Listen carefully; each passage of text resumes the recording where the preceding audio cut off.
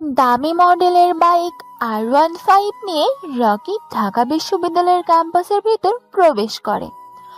পরনে তার সাদা কালারের টি শার্ট, কালো কালারের জিন্স প্যান্ট, ডান হাতে ড্রাগনের ট্যাটু করা, চোখে স্টাইলিশ চশমা, গলায় মোটা চেইন।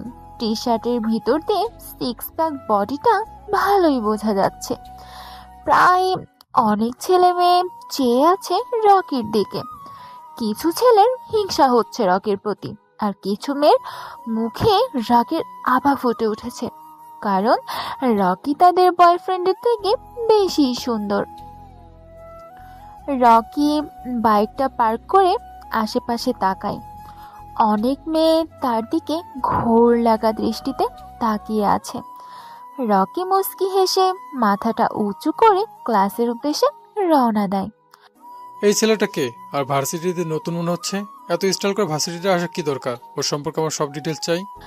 কথাটা বলে থামে নাহিদ। ভার্সিটির সভাপতির ছেলে নাহিদ। বড় ছোট সবার জন্য নাহিদ একটা আতঙ্ক। বড় ছোট সবাইকে জার্ক করে দেয়। এতক্ষণ বসে বসে রকির দিকে তাকিয়েছিল সে, আর দেখছিল রকির অ্যাটিটিউড। প্রায় সব মেয়েই চেয়ে আছে রকির দিকে, যার জন্য নাহিদ রেগে গিয়ে তার বন্ধুদের কথাটা বলে। নাহিদ পকেট থেকে আরেকটা সিগারেট বের করে জ্বালায়, আর বিষাক্ত ধোঁয়াগুলো মুক্ত বাতাসে ছেড়ে দেয়। পিছন থেকে আরফ নামের একটা ছেলে দৌড়ে এসে হাঁপাতে হাঁপাতে নাহিদের সামনে দাঁড়িয়ে বলতে থাকে, নাইস, নতুন ছেলেটার নাম রকি, তৃতীয় বর্ষে পড়ে, আমাদের থেকে এক ক্লাস নিচে। আরাফের কথা শুনে নাহিদ সিগারেট টানতে টানতে বলে, তাহলে তো বেশ ভালো হবে আমার, কারণ সে তো আমার জুনিয়র। নাহিদ, সামনে চেয়ে দেখ ভাই, একটা গরম মাল আসতেছে। সিয়ামের কথা শুনে নাহিদ ক্যাম্পাসের গেটের দিকে তাকায়। দেখে একটা মেয়ে আসতেছে। পরনে তার হলুদ একটা জামা, চোখে স্টুডেন্টের চশমা, ব্যাগটা কাঁধে ঝুলিয়ে ক্যাম্পাসে প্রবেশ করছে। নাহিদ সিয়ামকে বলে। সিয়াম, মালটাকে ডাক দে তো। নাহিদের অনুমতি পেয়ে সিয়াম মেয়েটাকে ডাক দেয়। মেয়ে মধ্যবিত্ত পরিবারের মেয়ে, তার বাবা সরকারি চাকরি করে।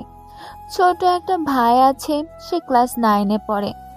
মিমের ছোট থেকেই স্বপ্ন ঢাকা বিশ্ববিদ্যালয়ে পড়াশোনা করবে, তাই কলেজ পাশ করে ভর্তি পরীক্ষা দিয়ে উত্তীর্ণ হয়ে প্রথম বর্ষে ভর্তি হয়। আজ তার ভার্সিটির প্রথম দিন, তাই হলুদ একটা জামা পরে ব্যাগ কাঁধে নিয়ে ক্যাম্পাসে ঢুকে পড়ে। ক্যাম্পাসটা খুবই সুন্দর আর বড়, তাই সে ঘুরে দেখছিল। তখনই পিছন থেকে কেউ এই হলদে পড়ি। কথাটা বলে জোরে ডাক দেয়। মিম চমকে উঠে পিছনে ফিরে তাকায়, দেখে বাইকের উপর আরাম করে বসে একটা ছেলে সিগারেট টানছে, আর 3টা ছেলের পাশে দাঁড়িয়ে আছে। মিম বুঝতে পারছে না কাকে ডাকছে, হলদে পরি বলে। তাই সে আবার ঘুরে ঘুরে দেখতে থাকে ক্যাম্পাসটা, কিন্তু আবার কেউ এই চোখে চশমা, হলুদ ড্রেস, তোমাকে বলছি। কথাটা বলে ডাক দেয়। মিম আশেপাশে তাকিয়ে দেখে ক্যাম্পাসে এমন হলুদ ড্রেস সে ছাড়া আর কেউই পরেনি, তাই সে ছেলেগুলোর কাছে যেতে থাকে। মিম সবাইকে উদ্দেশ্য করে বলে, জি ভাইয়া, আমাকে এভাবে ডাকার কি কারণ? মিমের কথা শুনে নাহিদ হালকা করে ছোট্ট একটা হাসি দেয়। সিয়াম মিমকে বলে, মামুনি, ভার্সিটিতে নতুন এসেছো? মিম বুঝতে পেরেছে তার সাথে এখন কি করা হবে, তাই সে জবাব দেয়, জি ভাইয়া, প্রথম বর্ষে ভর্তি হয়েছি। আরাফ নিজের জায়গা থেকে হালকা সরে এসে মিমের পাশে দাঁড়িয়ে বলতে থাকে, তা মামনি, দেখতে তো খুব সুন্দর, রূপে তো আগুন ধরেছে। তা সেই আগুনের পড়ার একটু সুযোগ দিও আমাদের। মিম বুঝতে পারছে না কি বলছে এগুলো, তাই সে প্রশ্ন করে, ভাইয়া কি বলছেন বুঝতে পারছি না। মিমের কথা শুনে নাহিদ বাইক থেকে নেমে সিগারেটের শেষ অংশে জোরে একটা টান দিয়ে মুখের সমস্ত ধোঁয়াগুলো মিমের মুখের উপর ছাড়ে। মিম জোরে জোরে কাশতে থাকে, যেন নিঃশ্বাস বন্ধ হয়ে যাওয়ার উপক্রম। মিমের অবস্থা দেখে সবাই জোরে জোরে হাসতে থাকে। নাহিদ মিমের একেবারে কাছাকাছি চলে আসে। দুজনের নিঃশ্বাস দুজনের মুখের উপর পড়ছে। মিমের খারাপ লাগছে, তবুও নাহিদকে কিছু বলছে না। নাহিদ ডান হাত নিয়ে মিমের চুলের পিছনে চাপ দিয়ে ধরে কানের কাছে মুখটা নিয়ে বলতে থাকে। তোকে আমার পছন্দ হয়ে গেছে। নাহিদের কথাটা শেষ হওয়ার সাথে সাথে মিম সামান্য দূরে যেয়ে নাহিদের বাম গালে কষে একটা চড় মেরে চিৎকার করে বলে, তুই কি আমাকে সেই সব মেয়েদের মতো পেয়েছিস যারা দেহ বিক্রি করে খায়? আমি কি পতিতা? এতই যদি মেয়েদের দেহের লোভ থাকে তাহলে পতিতারা চলে যা। কথাটা বলে মিম থামে না, দৌড়ে ক্লাসের দিকে চলে আসে। আর নাহিদ সেখানে দাঁড়িয়ে দাঁড়িয়ে বাম গালে হাত দিয়ে রাগে ফুঁসতে থাকে। এই ছেলে, তুমি অনেকক্ষণ ধরে দেখছি বাইরের দিকে চেয়ে আছো। নতুন এসেছো আর এখনই ক্লাসে মনোযোগ নেই। বাইরে তাকিয়ে কি দেখো? কথাটা শুনে রকি বাইরের দিকে দৃষ্টিটা সরিয়ে সামনে থাকা স্যারের দিকে তাকায়। তিনিই রকিকে উদ্দেশ্য করে কথাটা বলে। রকি এতক্ষণ বাইরের নাহিদের কর্মকাণ্ড দেখছিল আর রাগে ফুঁসছিল। রকির ক্লাসের জানালা দিয়ে ভালো করেই বোঝা যায় যেখানে নাহিদরা বসে থাকে। রকি নিজের মাথাটাকে ঠান্ডা করে স্যারকে জবাব দেয়। স্যার, কিছু দেখছিলাম না, এমনি ভালো লাগতেছিল না, তাই বাইরের দিকে তাকিয়েছিলাম। স্যার চশমা ঠিক করে রকিকে বলে, নতুন জায়গায় প্রথম প্রথম এমন মনে হবে, আস্তে আস্তে ঠিক হয়ে যাবে। তা তুমি কোথা থেকে এসেছো? রকি উত্তর দেয়, আমার নিজের কোনো শহর নেই, যেই শহরে পা রাখি ওইটাই আমার শহর হয়ে যায়। রকির এমন উত্তর শুনে সবাই অবাক। বলে কি ছেলেটা, নিজের কোনো নির্দিষ্ট শহর নেই? রকি সবার দিকে চেয়ে ছোট করে একটা মুচকি হাসি দেয়। স্যার ক্লাস সম্পূর্ণ করে বাইরে চলে যায়। অনেক স্টুডেন্টের রকির সাথে বন্ধুত্ব করতে আসে, কিন্তু রকি ধনী পরিবারের কারোর সাথে বন্ধুত্ব করতে চায় না। রকি দৃষ্টি যায় সবার লাস্ট বেঞ্চে বসে থাকা একটা ছেলের দিকে, যার পরনে ময়লা ঢিলে ঢালা সাদা কালারের শার্ট, চোখে মোটা ফ্রেমের চশমা, চুলগুলো খানিকটা বড়, মুখে দাড়িতে ভরে গেছে, শরীরের রংটা হালকা কালো। কিন্তু কেউ ছেলেটার পাশে বসছে না, কারণ ক্লাসের সবাই ধনী পরিবারের সন্তান, ভালো ভালো জামা কাপড় পরা। কিন্তু ছেলেটা গরিব, শরীরে নেই ভালো জামা কাপড়, তাই তার পাশে কেউ বসছে না। রকি নিজের সিট থেকে উঠে দাঁড়ায় আর ছেলেটির পাশে গিয়ে বসে। রকিকে দেখে ছেলেটা অবাক হয়ে যায়, কেননা যেখানে কোনো স্টুডেন্ট তার আশেপাশে বসে না, তার সাথে বন্ধুত্ব করে না, কিন্তু আজ হঠাৎ করে নতুন একটা ধনী পরিবারের ছেলে নিজ ইচ্ছায় তার পাশে বসেছে। এটা যেন তার বিশ্বাস হচ্ছে না।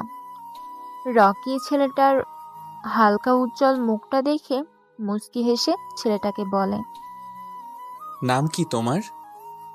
ছেলেটা মাথা নিচু করে জবাব দেয়, আবির। আমরা কি ফ্রেন্ড হতে পারি? আমি রকি। বলেই হাতটা বাড়িয়ে দেয় আবিরের দিকে। আবির অবাক হয়ে যায়। বলে কি ছেলেটা, গরিব ছোট লোক একটা ছেলের সাথে ওর মতো স্মার্ট ছেলের ফ্রেন্ড হওয়ার হাত বাড়িয়ে দিয়েছে। বুঝতে পারছে না আবির কি করবে, তবুও ভদ্রতার জন্য আবির কাঁপতে কাঁপতে হাতটা রকির সাথে মিলায়। রকি স্মিত হাসে। রকি কখনো ধনীদের পছন্দ করে না, গরিবের প্রতি সে নিজের একটা টান অনুভব করে, তাই সে গরিবের উপর অত্যাচার সহ্য করতে পারে না। রকি আবিরকে নিয়ে ক্লাস থেকে বেরিয়ে আসে। ক্যাম্পাসের আম গাছের নিচে বসে পড়ে। আবির রকির সাথে কথা বলতে কেমন যেন লজ্জা লজ্জা লাগছে। রকি আবিরকে প্রশ্ন করে। আবির, ওইখানে কতগুলো ছেলে বাইকের উপর বসে থাকে, ওরা কারা? জানিস বা চিনিস তুই? আবিরের খুবই পরিচিত ছেলেগুলো, নাহিদ, সিয়াম, আরাফ, সাকিন, যারা ভার্সিটির প্রথম দিন থেকে আবিরকে জার্ক দেয়। আবির চায় না নাহিদের কাছে যাতে রকি জাগ খায়, তাই সে সাবধান করার জন্য বলে। বাইকের উপর আরাম করে যে বসে থাকে ওর নাম নাহিদ। এই ভার্সিটির সভাপতির ছেলে, খুবই খারাপ, ছোট বড় সবার জন্য একটা আতঙ্ক, কারণ সে প্রতিদিন কারো না কারোর সাথে র্যাগিং করে। আর পাশে যারা থাকে সবাই তার বন্ধু, বড়লোক ঘরের সন্তান, তাই ক্ষমতার জোরে এগুলো করে। তুই নাহিদের কাছ থেকে দূরে দূরে থাকবি। রকি হাসতে থাকে আবিরের কথা শুনে আর বলতে থাকে। আবির, তুই হয়তো জানিস না আমি কে, আমার ক্ষমতা কতটুকু, তাই ওই নাহিদকে ভয় পাওয়ার কিছু নেই। হতে পারে আমার পরিচয় পেলে আমার সাথে এমন করবে না। আমি দেখি সে আমার সাথে কি কি করতে পারে। আবির সন্দেহের দৃষ্টিতে তাকিয়ে থাকে রকির দিকে। সে বুঝতে পারছে না রকির কি এমন ক্ষমতা আছে যার কারণে সে নাহিদকে ভয় পাচ্ছে না। তাই সে প্রশ্ন করে ফেলে। রকি, তোর কি এমন ক্ষমতা যার জন্য তুই নাহিদকে ভয় পাচ্ছিস না? রকির কাছে আবিরের করা প্রশ্নটা ভালো লাগে, কিন্তু রকি এখনই তার পরিচয় কাউকে দিতে চায় না, তাই আবিরকে বলে। আবির, তুই কি মিস্টার কিংকে চিনিস? আবির মাথা নাড়ায়, যার মানে সে এমকে কে চেনে। জানিসই তো তার কি ক্ষমতা আছে। আমার একটা বড় ভাই আছে যে এমকের সাথে কাজ করে। এখন যদি নাহিদ আমার সাথে খারাপ কিছু করে, তাহলে বড় ভাইকে বললে সে এসে নাহিদকে যা করার তাই করবে। তবে আমি দেখতে চাই সে আমার সাথে কিছু করে কিনা। রকির কথা শুনে আবিরের কেমন যেন বুকের ভিতর প্রশান্তির বাতাস বয়ে যায়, যেন অনেক দিনের কিছু আশা পূরণ হতে যাচ্ছে। আচ্ছা রকি, তুই তো কত ধনী পরিবারের সন্তান, কিন্তু তুই নিজে স্মার্ট হয়ে কেন একটা বস্তির গরিব ছেলের সাথে ফ্রেন্ডশিপ করলি? তুই চাইলেও তো কত ধনী ছেলে মেয়েদের সাথে বন্ধুত্ব করতে পারতি, কিন্তু তা করিসনি কেন? রকি নিজের চোখ জোড়া বন্ধ করে সামনে ভেসে ওঠে তার মায়ের রক্তাক্ত দেহটার কথা। সে দীর্ঘ নিঃশ্বাস ফেলে আবিরকে জবাব দেয়। জানিস, আমিও তোর মতো কোনো এক সময় গরিব বস্তিতে থাকতাম, কিন্তু সময়ের সাথে সব বদলে আমার জীবনটা উচ্চ শিখরে পৌঁছে গেছে। আমার মার নিষেধ ধনী পরিবারের সন্তানের সাথে যেন চলাফেরা না, কি আর এমনিতেই আমার এই বিলাসিতার জীবন ভালো লাগে না। তাই মূলত আমি তোর সাথে বন্ধুত্ব করেছি, এই আর কি, আর কি না। রকির এরকম উত্তরে রকির প্রতি আবিরের শ্রদ্ধা বৃদ্ধি পায়। আবির আবারও রকিকে প্রশ্ন করে। আচ্ছা রকি, তখন যে স্যার তোকে জিজ্ঞেস করেছিল তুই কোন শহর থেকে এসেছিস, তখন এমন রহস্যময় উত্তর দিয়েছিস কেন, সেটা বল। রকি মুচকি হেসে জবাব দেয়। আমি রহস্যময় ছেলে হতে পারি, কিন্তু সব জায়গায় রহস্যময় কথা বলি না। আমার ওই কথার মানে চাইলেই স্যার বের করতে পারবে। এখন তোকে আর বলতে হবে না, তুই নিজেই আমার কথার উত্তর পেয়ে যাবি। কথাটা বলে রকি বসা থেকে উঠে দাঁড়ায় আর আবিরকে বলে। চল আবির, তোকে বাসা পর্যন্ত ড্রপ করে দিয়ে আসি। আবিরও বসা থেকে উঠে দাঁড়ায় আর রকিকে বলে।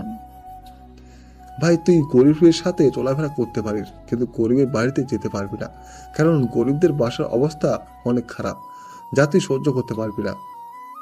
রকি মুচকি হাসে। চোখটা বন্ধ করলে ছোটবেলার কিছু দৃশ্য তার চোখের সামনে ভেসে ওঠে। রকি আবিরের পিঠে হালকা বাড়ি দেয়, পকেট থেকে বাইকের চাবিটা বের করে হাতে ঝাঁকাতে ঝাঁকাতে বাইকের কাছে যায়। রকি বাইকটা জোরে টান দিয়ে আবিরের সামনে এনে থামায়, হাতের ইশারায় বাইকে উঠতে বলে আবিরকে। আবির কিছু একটা ভেবে বাইকের পিছনে উঠে বসে। ভার্সিটির অনেকের কাছে এটা যেন সহ্য হচ্ছে না। এত ধনী পরিবারের ছেলে একটা গরিব খ্যাত ছেলেকে তার বাইকের পিছনে বসিয়েছে। রকি বাইকটা ছোট একটা বসতির সামনে থামায়। আবির বাইক থেকে নেমে রকিকে বলে, ভদ্রতার জন্য বললাম বাসায় আসার জন্য, কিন্তু ব্যাচেলার মানুষ একা থাকি, আমার বাসার পরিবেশ ভালো না, তাই বাসায় আসার জন্য বললাম না, কিছু মনে করিস না। রকি মুস্কি হেসে বলে, আরে তুই না বললেও আমি যেতাম, কিন্তু আমার কিছু গুরুত্বপূর্ণ কাজ আছে যার জন্য আজ যেতে পারবো না। অন্য আরেক দিন অবশ্যই যাব, তুই না করলেও। আবিরের ঠোঁটের কোণে হাসির রেখা ফুটিয়ে রকিকে বিদায় জানায় আর ভাবতে থাকে রকির সম্পর্কে। হঠাৎ কোথা থেকে যেন আবিরের কাছে উদয় হলো এক অচেনা আগন্তুক, আর এসেই ভাইয়ের মতো বন্ধুর হাত বাড়িয়ে দেয়। রকি, আমি পরের বার এমপি নির্বাচন করতে চাই, তুই এটার ব্যবস্থা করে দিবি। কিছুক্ষণ আগেই মেয়র সাদ্দাম খান রকিকে দেখা করার জন্য ডাকে।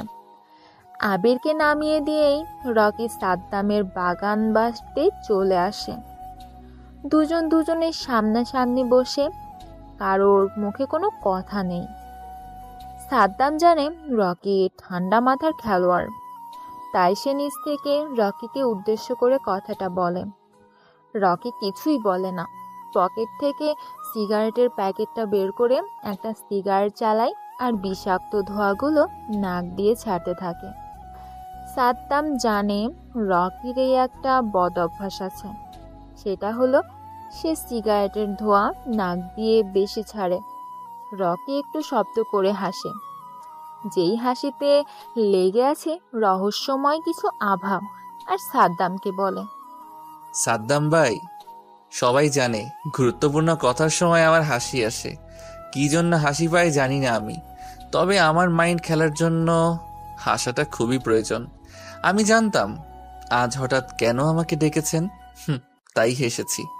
তবে পরের বার এমপি নির্বাচন করতে হলে তো রফিক চৌধুরীকে সরিয়ে দিতে হবে। সাদ্দামও পকেট থেকে একটা সিগারেট বের করে টানতে থাকে আর রকিকে বলে, আমি জানি তুই চাইলে কোনো কিছুর ব্যাপার না, তবে রফিক চৌধুরীকে সরানো এতটা সহজ হবে আমার মনে হয় না। রকির কানে কথাটা বারবার বাজতে থাকে, তাই সে রেগে পাশে থাকা কাচের ফুলদানিটা ভেঙে ফেলে, জোরে চিৎকার দিয়ে বলে, এই রকির কাছে কোনো কিছু অসম্ভব নেই। আমি পারি, সব পারি। আমি রফিক চৌধুরী কেন আরো উপরের কাউকে মারতে আমার সময় লাগবে না, একটা ফোনই যথেষ্ট। আপনি পরের বার এই সিটির এমপি হবেন।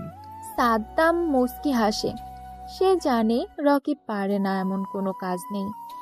রকি একবার যে কাজ হাতে নেয় ওইটা ছিনিয়ে নেওয়ার বুক আছে তার। রকি, তোমার কি অতীতের কথা মনে পড়ে? রকি চোখ জোড়া বন্ধ করে অতীতের কিছু ঘটনা তার চোখের সামনে ভেসে উঠছে। রকি চায় না অন্ধকার অতীতকে সামনে এনে সদ্য ভবিষ্যৎটাকে নষ্ট করা, তাই সে বসা থেকে উঠে দাঁড়ায় আর সাদ্দামকে উদ্দেশ্য করে বলে, এই শহরে আমার পরিচয় আমি আর আপনি ছাড়া কেউ জানে না। আমি চাই না কেউ আমার সম্পর্কে কিছু জানুক, তাহলে কিন্তু পরেরটা আর নাই বললাম। আসি আমি, রাতে একটা মিশনে যেতে হবে। শহরে নতুন এসেই ঝামেলাটা না করলেই পারতে, তা আজ রাতে আর শেষ দিন। হয়তো কোনো এক পাপিষ্ঠের গরিবদের কাছ থেকে টাকা লুটে নিজের ব্যাংক ব্যালেন্স বাড়াচ্ছে। কথাটা বলে রকি মেইন দরজাটা খুলে বাইরে বেরিয়ে যায়। সাদ্দাম চাইলেও রকিকে আটকাতে পারবে না, তাই বৃথা চেষ্টা করে লাভ নেই। ঢাকার একজন প্রভাবশালী ব্যবসায়ী আহাদ চৌধুরী আজমিরপুরের অফিসে বড় একটা মিটিং ছিল, যার জন্য আসতে একটু রাত হয়ে গেছে। গুলশানের নির্জন এলাকা দিতে গাড়িটা চালাচ্ছে আহাদ চৌধুরীর ড্রাইভার শামীম। আহাদ চৌধুরী ভিতরে বসে বসে মোবাইল চালাচ্ছে। চারিদিকে অন্ধকার, দূরে দূরে দেখা যাচ্ছে ল্যাম্পপোস্টের আলো। হঠাৎই শামীম দেখতে পায় রাস্তার মাঝে বাইকের উপর আরাম করে বসে আছে কোনো এক আগন্তুক, মুখে তার জ্বলন্ত সিগারেট। শামীম দূর থেকে গাড়ির হর্ন বাজায়, কিন্তু আগন্তুক বাইকের উপর স্থির বসে আছে। শামীম রেগে গাড়িটা থামায়। আহাদ গম্ভীর গলায় বলে, শামীম, তাড়াতাড়ি গাড়ি চালাও, বাসায় যেতে হবে, অনেক রাত হয়ে গেছে। তুমি এখানে গাড়ি থামালে কেন? শামীম জবাব দেয়, স্যার, সামনে কে যেন বাইক দাঁড়া করিয়ে বাইকের উপর বসে সিগারেট টানছে। গাড়ি থেকে নেমে দেখো, হয়তো মদ পান করে নেশা ধরেছে, তাই পাগলের মতো এখানে বসে আছে।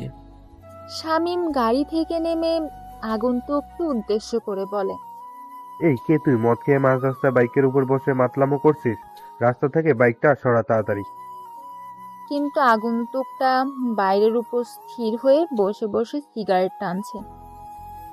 শামীম রেগে গিয়ে আগন্তুকের কাছে যায়।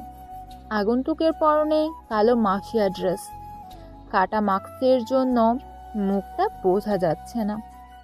শামীম আগন্তুকের কলার ধরতে যাবে, তখনই কোথা থেকে যেন একটা স্নাইপারের বুলেট এসে শামীমের হাতে লাগে। শামীম জোরে চিৎকার দিয়ে দূরে ছিটকে পড়ে। আগন্তুকটা এটা দেখে জোরে জোরে হাসতে থাকে।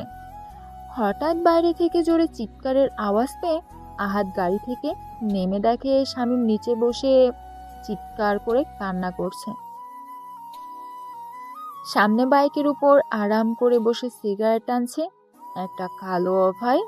আহাদ চিৎকার দিয়ে বলে, এ কে তুই? শামীমের হাতে গুলি করেছিস কেন?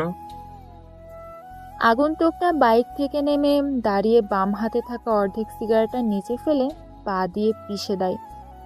আগন্তুকটা হাসতে থাকে আর বলতে থাকে, আমি কে? আমাকে তুই চিনবি না, কিন্তু আমি তোকে খুব ভালো করে চিনি। ঢাকার অন্যতম ড্রাগ ব্যবসায়ী, গরিবের টাকা লুটে নিজের ব্যাংক ভরতেছিস, গুন্ডা দিয়ে চাঁদা তুলিস, আর সবার সামনে ভালো মানুষের মুখোশ পরে আছিস। এগুলো কেউ জানে না। আহাদ অবাক হয়ে যায়। এত কিছু করে কিন্তু কেউ জানে না তার এই গোপন করা ব্যবসার কথা। তাই আহাদ ভয়ে ভয়ে বলতে থাকে, কে তুমি, আর আমার সম্পর্কে এগুলো কি করে জানো? আগন্তুক মাস্কের ভিতর মুচকি হেসে জবাব দেয়, আমি তোর সম্পর্কে আরো অনেক কিছু জানি। 3টা বউ তোর, কিন্তু কোনো বই এ কথা জানে না। রাতের পর রাত মেয়ের নেশায় ডুবে থাকিস তুই। আরো শুনবি? এবার আহাদ কান্না করে দেয়।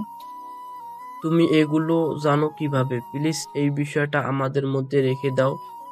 তুমি এবার শামীমকে গুলি করলে কেন? কি চাও তুমি বলো, আমি দিয়ে দেব এখনই। তবুও আমাকে কিছু করবে না প্লিজ। আগন্তুকটা জোরে হাসতে হাসতে বলে, তুই আমাকে কি দিবি? এখন তো আমি তোকে তোর জীবনটা ভিক্ষা দিতে পারি, কিন্তু আমি তা করব না, কারণ আমার একটা সমস্যা আছে। তুই আমার অপছন্দের কিছু কাজ করেছিস যেটা আমার সহ্য হয়নি, তাই তোকে আজ একেবারে শান্ত করতে চলে এলাম। ভাই বলেন, আমি আপনার অপছন্দের কি কাজ করেছি যার জন্য আমার সাথে এমন করছেন?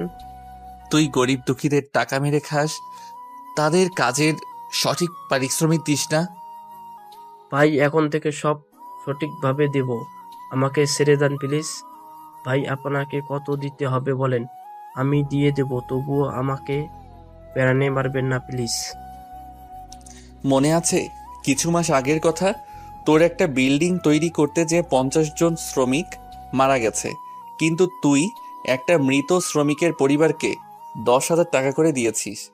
সেই গরিব শ্রমিকের জীবনের মূল্য কি 10,000 টাকা? বল আমাকে। ভাই, গরিবের জীবনের কোনো মূল্য নেই।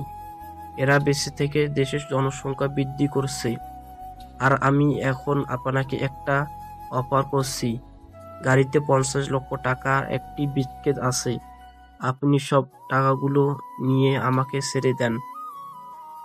কথাটা শুনে আগন্তুকটা পিছন থেকে একটা ধারালো ছুরি বের করে আহাদের দিকে এগিয়ে যায়।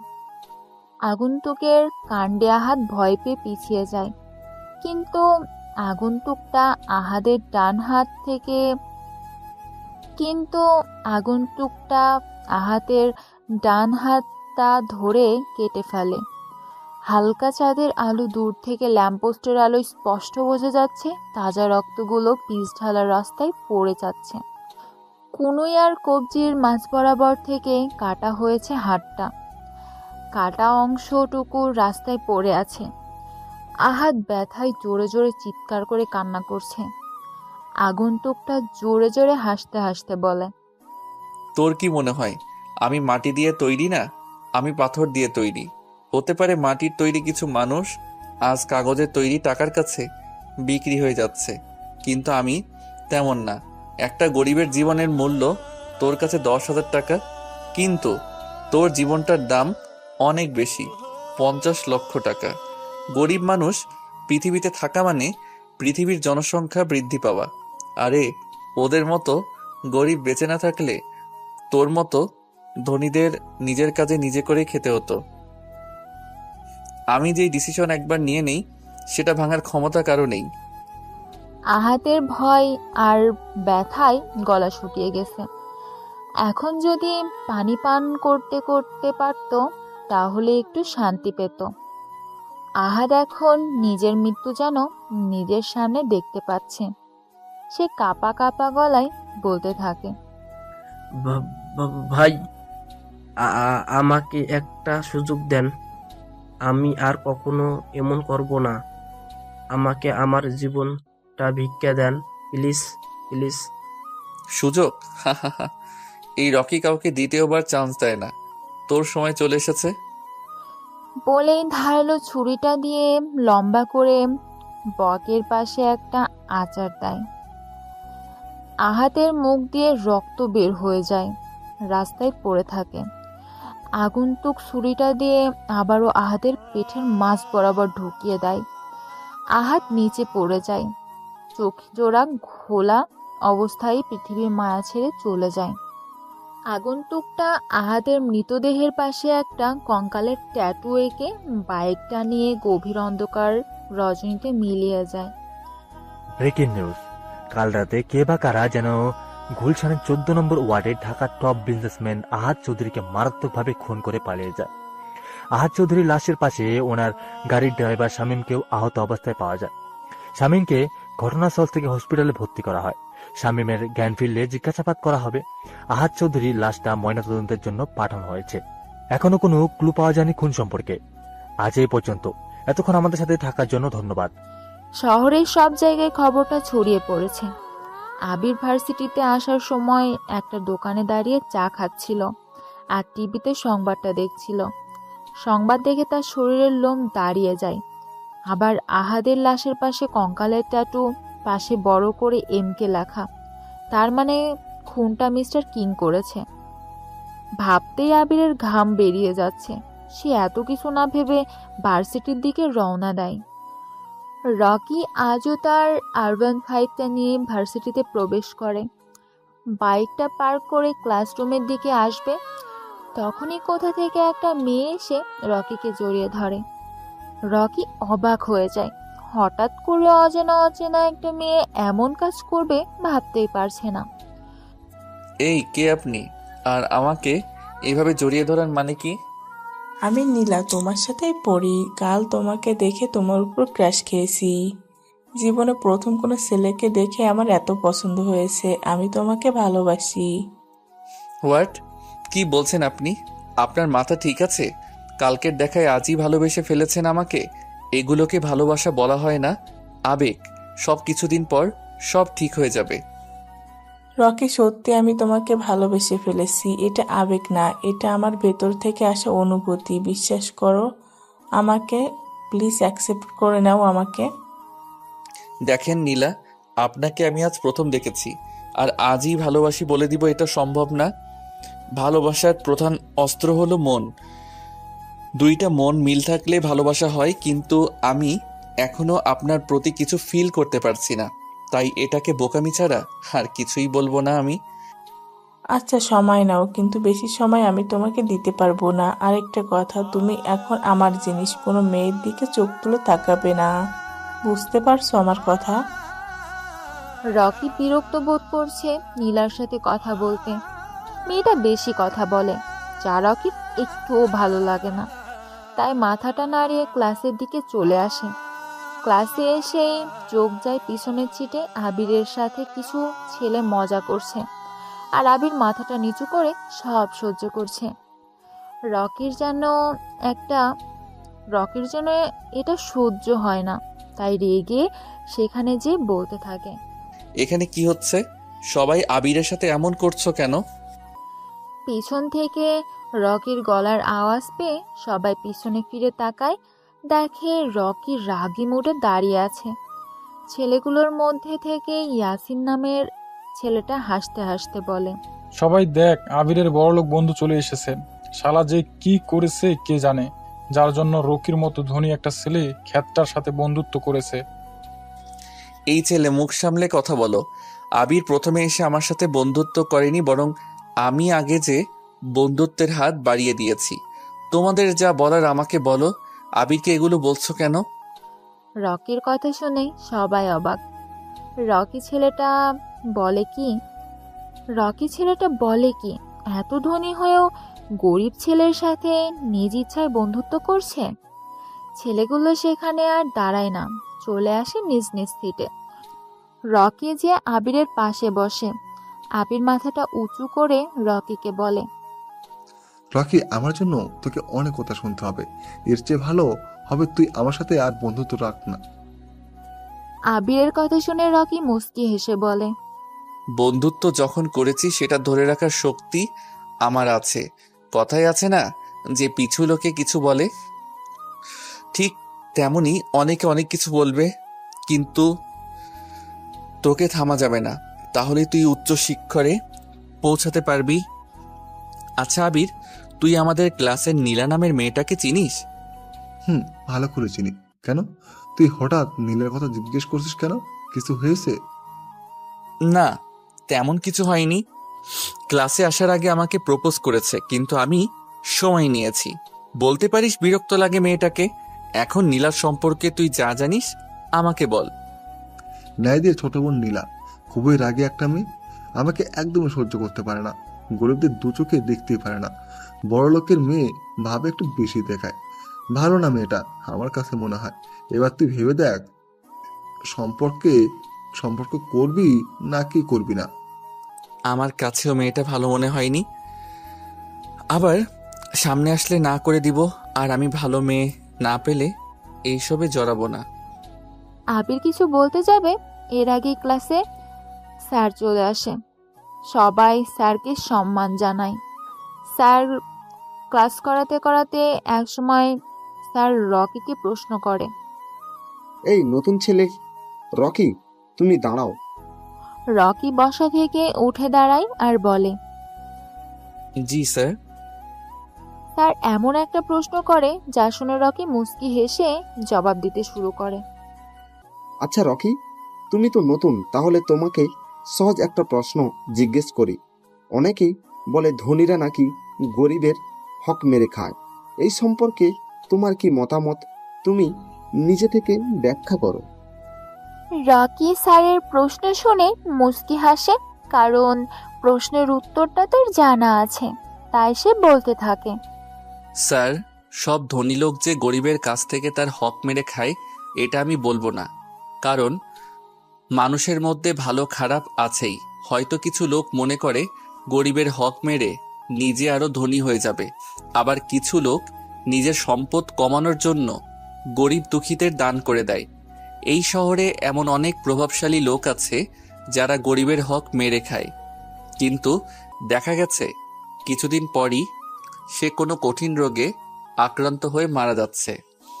আমি জানি না কেন ধনীরা গরিবদের সাথে এমন করে, তবে আমার জীবনের একটা বড় লক্ষ্য এই গরিব দুঃখীদের জন্য কিছু একটা করে যাওয়া। স্যার, আমার অবস্থানটা যতই দূরে বা বড় হোক না কেন, গরিবের সাথে কেমন যেন একটা আত্মার সম্পর্কে প্রকাশ পায় আমার মাঝে। আমি এখানে কারো প্রিয় হওয়ার জন্য মিথ্যে মিথ্যে কথা বা উদ্দেশ্য করিনি। যতটুকু পেরেছি নিজ থেকে উপস্থাপন করেছি। ধন্যবাদ। রকি, তুমি ঠিক বলেছ। আমাদের সবারই উচিত গরিবদের জন্য নিজের সাহায্যের হাত বাড়িয়ে দেওয়ার। রকি অনুমতি নিয়ে নিজের সিটে বসে ক্লাস সম্পূর্ণ করে। ক্লাস শেষ করে বাইরে বেরিয়ে যায় আবির আর রকি। আজ প্রচণ্ড গরম পড়েছে। গ্রীষ্মের দুপুর, সূর্য মাথার উপরে সোজা কিরণ দিচ্ছে। রকি আর আবির আম গাছটা নিচে যে বসে আছে, কারো মুখে কোনো কথা নেই। পিনপিন নীরবতা বিরাজ করছে দুজনের মধ্যে। নীরবতা ভেঙে প্রথমে রকি বলা শুরু করে। কিরে আবির, চুপ করে আছিস কেন? মন খারাপ নাকি? না রে, বসে বসে তোর কথা চিন্তা করছি। রকি অবাক হয়ে বলে। আমার কথা আবার কি চিন্তা করছিস? আবির মুস্কি হাসি দিয়ে বলে, তুই একজন ধনী পরিবারের ছেলে হয়ে গরিবের প্রতি তোর কত ভালো ভালো ধারণা, কিন্তু কিছু ধনী ছেলে মেয়ে আছে যারা গরিবদের জন্য সহ্য করতে পারে না। তুই তাদের তুলনায় কত আলাদা, এটা চিন্তা করছিলাম। আবির শোন, যখন তোর কাছে অনেক অনেক টাকা থাকবে তখন তুই ভুলে যাবি যে তুই কে। আর যখন তোর কাছে টাকা থাকবে না তখন সমস্ত পৃথিবী ভুলে যাবে তুই কে। রকি, তুই কি জানিস তুই খুবই রহস্যময় কথা বলিস? রকি মুস্কি হাসে। জানি আমি রহস্যময় কথা বলি, কিন্তু তা বের করার জন্য রহস্যময় লোকের প্রয়োজন। রকি সকালের সংবাদ দেখেছিস? কাল রাতে কে বা কারা যেন আহাদ চৌধুরীকে মেরে পালিয়ে গেছে। আহাদ চৌধুরী? সেটা আবার কে? আমি তো চিনি না। তবে সকালে ভার্সিটিতে আসার সময় অনেকের মুখে বলতে শুনেছি আহাদ চৌধুরী নামে কাউকে সন্ত্রাসীরা মেরে পালিয়ে গেছে। তুই ঢাকায় থাকিস আর আহাদ চৌধুরীকে চিনিস না? আহাদ চৌধুরী হচ্ছে ঢাকার টপ বিজনেসম্যান, কিন্তু লোকটা বেশি ভালো ছিল না। কেন, উনি আবার কি করেছে? কিছুদিন আগে ওনার একটা বিল্ডিং ভেঙে পড়ে 50 জনের মতো লোক মারা গেছে। সবাই আমাদের বস্তিতে থাকতো। মৃত শ্রমিকদের পরিবারকে ক্ষতিপূরণ হিসেবে 10,000 টাকা করে দিয়েছে। ওনার কাছে একজন গরিব শ্রমিকের জীবনের মূল্য মাত্র 10,000 টাকা। তাই আমার কাছে মনে হয়েছে আহাদ চৌধুরীর মৃত্যু হওয়াতে অনেকেই খুশি। আমার কি মনে হয় আবির আহাদের খুনটা হয়েছে তার এই অপকর্মের জন্য। লোকটাকে দেখতেই কেমন জানি খারাপ খারাপ মনে হয়। ঠিক বলেছিস তুই। রকি দেখ, সামনে তাকে নাহিদ ভাই আমাদের হাতের ইশারায় ডাকছে। চল আমরা এখান থেকে চলে যাই, নয়তো উনি কোনো না কোনো ঝামেলা করে আমাদের সাথে। সিনিয়র বড় ভাই ডাকছে, এখন তো যেতেই হবে। যতই ঝামেলা করুক, চলো আমার সাথে। কিরে আবির, কতক্ষণ ধরে তোকে ডাকছি, আসতে এত লেট হলো কেন? আবির মাথাটা নিচু করে জবাব দেয়। ভাই হাতে ইশারায় ডাকছিলেন তো, তাই বুঝতে পারছিলাম না কাকে ডাকছিলেন। দুঃখিত ভাই। বুঝতে পারছি। তা এই নতুন ছেলেটা কে? ভার্সিটিতে নতুন এসেছে মনে হচ্ছে। জি ভাই, নতুন ভর্তি হয়েছে আমাদের সাথেই। এই তোর নাম কি? রকিকে উদ্দেশ্য করে বললাম। ভাই ওর নাম রকি। আমি তোকে জিজ্ঞাসা করছি। আবির মাথাটা নিচু করে বলে। জি না ভাই। এই রকি, তুই আমাকে চিনিস না? আমি কে? না ভাইয়া, আমি আপনাকে চিনি না। আর আমি তো কালকে মাত্র ভর্তি হয়েছি, কারোর সাথে তেমন পরিচয় হয়নি। তা এবার আপনার পরিচয়টা দিয়ে দেন। আমি নিজের পরিচয় নিজেতে পছন্দ করি না। কিছুদিন ভার্সিটিতে ঘোরাঘুরি কর, এমনিতে আমার পরিচয় পেয়ে। ভাইয়া, যদি কোনো গুরুত্বপূর্ণ কিছুর জন্য ডেকে থাকেন তাহলে বলেন, নয়তো আমরা চলে যাই। রকির কথা শুনে নাহিদ পকেট থেকে একটা সিগারেট বের করে জ্বালায় আর মুখের বিষাক্ত ধোঁয়াগুলো রকির মুখের উপর ছেড়ে দিয়ে বলতে থাকে। বড় ভাই যখন ডাক দিয়েছে তাহলে সেটা গুরুত্বপূর্ণ কথাই হতে পারে। তোকে আমি কাল থেকেই দেখছি তুই ভার্সিটিতে এসে খুব ভাব নিয়ে ঘোরাঘুরি করছিস। কালই বলতাম, কিন্তু প্রথম দিন তাই কিছু বলিনি। আজ আবার তুই একটা ভুল করলি। কেন ভার্সিটি এত ভাব ধরে আসতে হবে তোর? কাল থেকে যেন আমি এমন আর না দেখি। আজ তোকে সাবধান করে দিলাম, মনে থাকার জন্য কথাটা। তোরা এখন যেতে পারিস। রকি বুকের উপর ঝুলিয়ে রাখা চশমাটা ফু দিয়ে চোখে লাগিয়ে ভাব নিয়ে বলতে থাকে। ক্যাম্পাসটা কারো বাবার না, যার যেমন ইচ্ছে সে সেইভাবে চলবে। আর আমি কাল থেকে আরো বেশি করে ভাব নিয়ে ভার্সিটিতে আসব। দেখি আপনি আমার কি করতে পারেন। কথাটা বলেই আবিরের হাত ধরে টানতে টানতে চলে আসে সেখান থেকে। দেখছিস না ছেলেটা কেমন খারাপ, তোর সাথে কেমন ব্যবহার করে। এগুলো একটা কিন্তু মানা যায় না, কিছু একটা ব্যবস্থা করতে হবে। আমি দেখছি ব্যাপারটা, তোদের চিন্তা করতে হবে না। ও সব ভাবনা আমি বের করে দিব। আবির আর রকি এসে আবার আম গাছের নিচে বসে পড়ে। আবিরের চোখে ভয় বিরাজ করছে, কারণ নাহিদদের সাথে কেউ খারাপ ব্যবহার করলে তার ফল ভালো হয় না। এখন যদি রকির এমন কিছু করে, এটা ভেবেই আবিরের বুক কেঁপে উঠছে। রকি, তুই নাহিদের সাথে এমন না করলেও পারতি। এর পরিণাম কিন্তু ভয়ঙ্কর হতে পারে, মনে রাখিস আমার কথাটা। রকি মুচকি হেসে বলে, আবির, তোকে আগেই বলেছি নাহিদ আমার কাছে কোনো ব্যাপার না, হাতের ময়লা। আর তুই এটা বল যে সামনে দিয়ে আসছে মেয়েটাকে। আবির সামনের দিকে চেয়ে দেখে নীল রঙের জামা পরে একটা মেয়ে এদিকেই আসছে, কিন্তু আবির মেয়েটাকে চিনতে পারছে না। আজই ভার্সিটিতে প্রথম দেখছে, তাই রকিকে বলে, রকি, মেয়েটা মনে হয় ক্যাম্পাসে নতুন, আগে তো কখনো দেখিনি।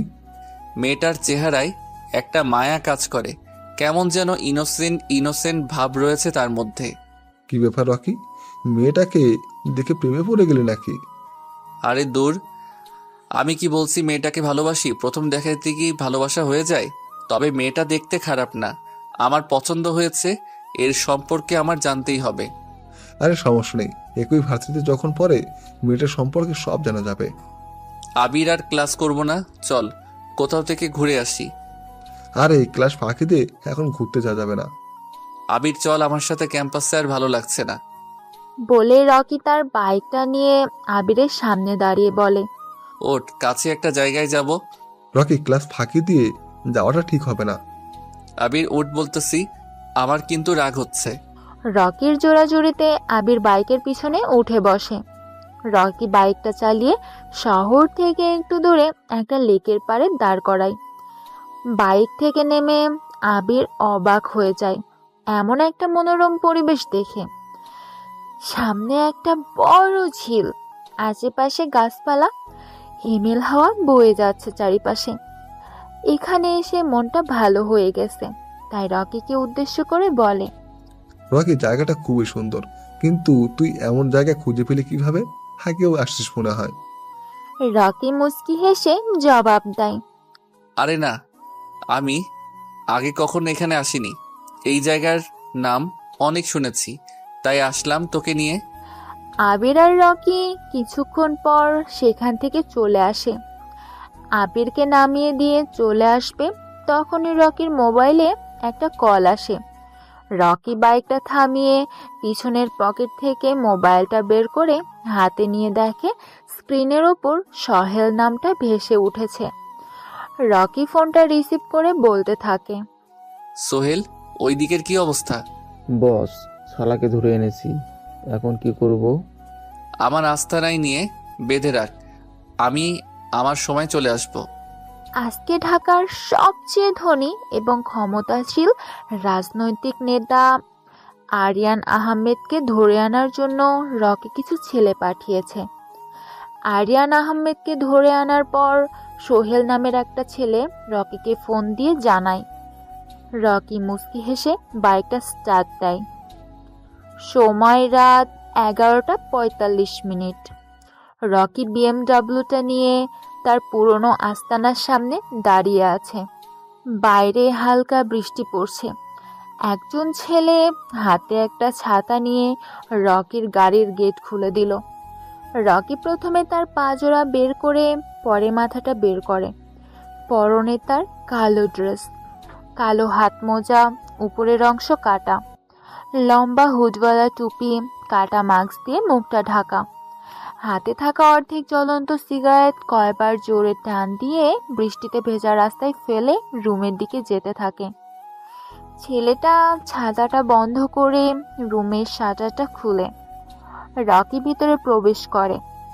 40 ওয়াটের একটা বাল্ব ছোট আটকার রুমটা হলদে আলোয় আলোকিত হয়ে আছে। সামনে চেয়ারে সাথে বাঁধা আরিয়ান আহমেদ, তার চোখে মুখের অবস্থা বেশি ভালো না, চুলগুলো কপাল ছাড়িয়ে ছিটিয়ে আছে। ডান গালে মনে হয় কেউ জোরে চড় দিয়েছে, যার কারণে ঠোঁটের কোনায় রক্ত জমাট বেঁধে কালো হয়ে গেছে। আরিয়ানকে শক্তিশালী ড্রাগস পুশ করার জন্য তার এখনো জ্ঞান ফেরেনি। তাই রকি হাতের ইশারায় পিছনে দাঁড়িয়ে থাকা আরিশ নামের ছেলেটাকে আরিয়ানের মুখে পানি মারার জন্য ইশারা দেয়। আরিফ আরিয়ানের মুখের উপর পানি দেয়, যার ফলে সে কিছুক্ষণ পর চোখ মেলে তাকায় আর নিজেকে চেয়ারের সাথে বাঁধা অবস্থায় আবিষ্কার করে। আরিয়ান এটা দেখে উত্তেজিত কণ্ঠে বলে, ভাই কে আপনারা, আর আমাকে এখানে ধরে নিয়ে বেঁধে রাখার মানে কি? আমার সম্পর্কে কোনো ধারণা আছে আপনাদের? দেখেন, ভালোই ভালোই বলছি, আমাকে ছেড়ে দেন, নয়তো আপনাদের সবগুলোর এমন অবস্থা হবে যা ভাবতেও পারবেন না। রকি মুচকি হেসে বলতে থাকে, আমি কে সেটা তোর জানা লাগবে না, তুই কে সেটা সবাই ভালো করে জানে। কিন্তু কি বলতো, আমার জগতে সবাই আমাকে ভয় পায় আর আমার কথা শোনে এবং মানে। তোর ক্ষমতা সম্পর্কে সবার ধারণা আছে, কিন্তু এখানে তোর কোনো ক্ষমতাই কাজে লাগবে না। এটা আমার রাস্তা না, এখানে আর কথা শুনবে সবাই, তোকে ভয় পাওয়ার কিছু নেই। আমাকে এখানে ধরে আনার কারণ কি? আমার ভুল বা দোষ কি? এত অস্থির হচ্ছিস কেন? আমি বলবো তুই শুনবি, তোর কি দোষ বা ভুল? তুই তো ঢাকার টপ ধনীর মধ্যে একজন, আবার রাজনীতিও করিস, কিন্তু এত টাকার পাহাড় বানালি কিভাবে?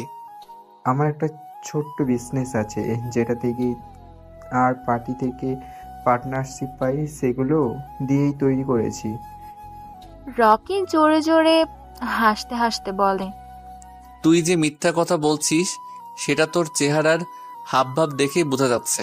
আমি সত্যি বলছি, বিশ্বাস করুন আমাকে, এগুলো ছাড়া আর কোনো ইনকাম করার ফোর্স নেই আমার। কথাটা শুনে রকি রেগে যায়। পাশে থাকা শক্ত স্টিকটা দিয়ে আরিয়ানের বাম হাঁটুতে জোরে একটা বাড়ি মেরে বলে, আমি তোর সম্পর্কে সবকিছু জানি, তাই তোর সব অপকর্মের কথা তুই নিজের মুখে স্বীকার করবি। এই জন্য তোকে প্রশ্নটা করেছি। আমি মিথ্যাবাদীকে একদম পছন্দ করি না, আর যারা বেশি কথা বলে তাদেরকেও পছন্দ করি না।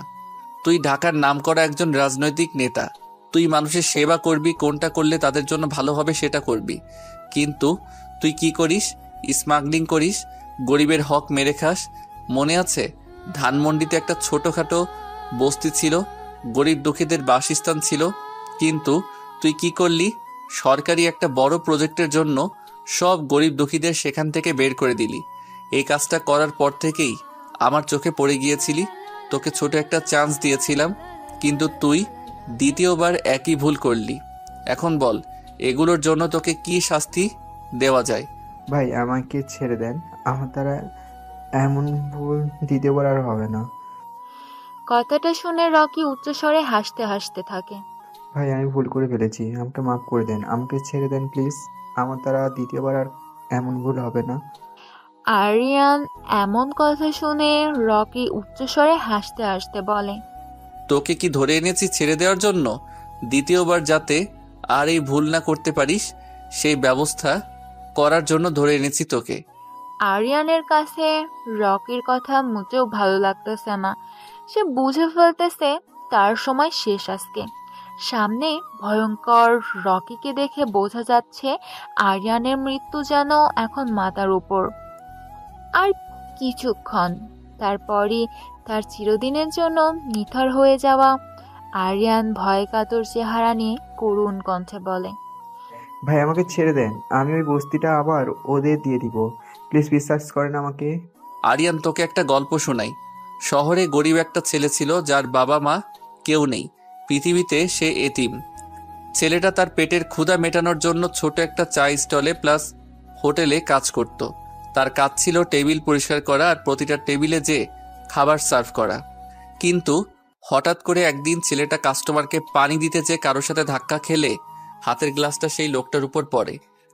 গ্লাসের পুরো পানিটা লোকটার শার্টের উপরে পড়ার কারণে সে ছেলেটাকে কষে 3টা চড় দেয় আর খারাপ ভাষা বলে গালি দিতে থাকে। মৃত মা বাবাকে গালি দেওয়ায় ছেলেটা তা সহ্য করতে না পেরে নিচে পড়ে থাকা ভাঙা অর্ধেক গ্লাসটা দিয়ে লোকটার গলায় চালিয়ে দেয়। দোকানের মালিক ভয় পেয়ে যায় এটা দেখে, তাই সে পুলিশকে ফোন দিয়ে ছোট ছেলেটাকে ধরিয়ে দেয়। কথাগুলো বলে থামে রকি। সামনে থাকা টেবিলের উপর সিগারেটের প্যাকেটটা হাতে নিয়ে তার থেকে একটা সিগারেট বের করে নিজের ঠোঁটে চাপে। জ্বলন্ত সিগারেট যেন রকির ঠোঁট জোরে পুড়ে যাচ্ছে, তবুও সে থেমে নেই। এক মনে সিগারেট টানছে। রকি এবার একটু রহস্যময় হয়ে বলে। আরিয়ান, আমার গল্পটা শুনে কি তোর কিছু মনে পড়ছে? আরিয়ান রকির কথা শুনে অনেকটা অবাক হয়ে যায়, কারণ রকি এতক্ষণ আরিয়ানের ছেলেবেলার গল্প বলছিল। প্রতিদিন রাতে ঘুমাতে যাওয়ার সময় আরিয়ান চোখ জোড়া বন্ধ করলে ছোটবেলার কিছু দৃশ্য তার চোখের সামনে ভেসে বেড়ায়। আরিয়ান যতই অতীতকে ভুলতে চায়, কিন্তু অতীত তাকে তত ব্রাশ করে ফেলে। চাইলেও যেন এটা সে ভুলতে পারে না। সে অবাক হয়ে রকিকে জিজ্ঞাসা করে, কে তুই? আর তুই আমার ছোটবেলার কথা জানিস কিভাবে? রকি সিগারেটে আরেকটা টান দিয়ে বলে, তোকে আগেই বলেছি আমি কে, তা তোর না জানলেও চলবে। আর তোর ছোটবেলার গল্প আমার অজানা নয়। এখনো কিছু ঘটনা বাকি আছে, শুনতে থাক। ছেলেটার বয়স কম থাকায় তার শাস্তি কম হয়। দীর্ঘ 14 বছর পর ছেলেটা জেল থেকে ছাড়া পায়, চলে আসে পুরনো সেই বস্তিতে, যেখানে সে ছোট থেকে বড় হয়েছে। বস্তির সবাই ছেলেটাকে মুন্না নামে চিনত। এলাকায় ছোটখাটো মাস্তানি করত, কিন্তু একদিন ভাগ্য তার সহায় হয়। এলাকার সবচেয়ে ধনী ব্যক্তির বাড়িতে সে আর তার কিছু বন্ধু মিলে ডাকাতি করে। এভাবে তারা একটা গ্যাং তৈরি করে ফেলে, যার লিডার হয়ে যায় মুন্না ভাই। কিছু বড় বড় রাজনৈতিক নেতার সাথে ঘোরাঘুরি করে রাজনীতিতে ঢুকে যায়।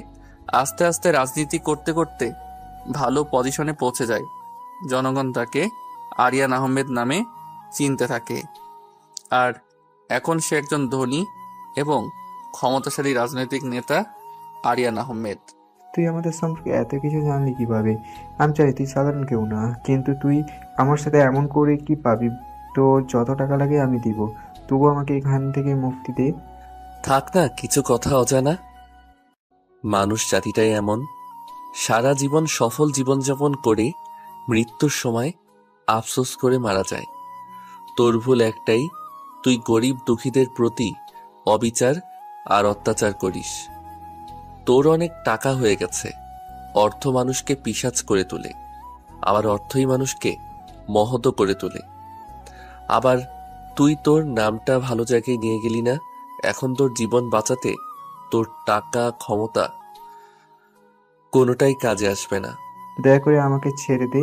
আমি এখন থেকেই গরিব দুঃখীদের প্রতি অবিচার আর অত্যাচার করব না। আমি কাউকে দ্বিতীয়বার সুযোগ দেই না। আর পৃথিবীতে খারাপ মানুষ রেখে লাভ নেই। মানুষ নিজের মৃত্যু নিজেই কামনা করে। কথাটা বলে রকি পিছন থেকে একটা পিস্তল ডান হাতে নিয়ে নাড়াচাড়া করে বলে, এই পিস্তলে 5টা বুলেট আছে, সবগুলোই তোর কপালে করব। আরিয়ান চেয়ারের সাথে হেলান দিয়ে বসে আছে। চরম অসহায়তা ফুটে উঠেছে তার চেহারার চাহনিতে। আরিয়ান বিশ্বাসই করতে পারছে না যে আজ তার এই পৃথিবীতে শেষ দিন। মাথাটা নিচু করে হাত দুটোর দিকে তাকায়। এই দুইটা হাত দিয়ে কতই না মানুষকে হত্যা করেছে সে। আরিয়ার মৃত্যুর কথা বারবার জপছে।